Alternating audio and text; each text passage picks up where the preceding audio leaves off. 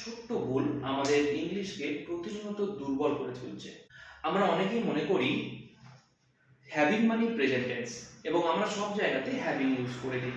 শোনো, আজকের পর থেকে এই ভুলটা আমরা আর করব না। একদম সহজ। হ্যাভ আমরা কখন ইউজ করব এবং হ্যাভিং আমরা কখন ইউজ করব। হ্যাঁ, যখন আমরা কোনো মালিকত্ব বোঝাই, কোনো অধিকারে থাকা বোঝায় বা কোনো কিছু ফিল করছি বোঝায়, সেক্ষেত্রে আমরা হ্যাভ ইউজ করব। For example, I have to brothers, আমার দুটি ভাই আছে। আই হ্যাভ আ কার, আমার একটি গাড়ি আছে। অ্যান্ড আই হ্যাভ হেডেক, আমার মাথার যন্ত্রণা করছে।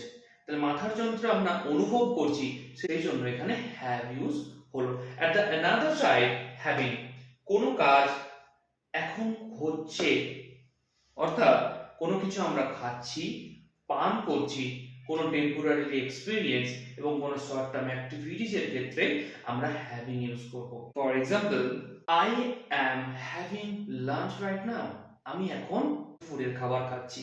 আমরা দুপুরের খাবার অনেকক্ষণ ধরে খাই না, একটা শর্ট টার্ম অ্যাক্টিভিটিস এর এখানে প্রমাণ পেলাম।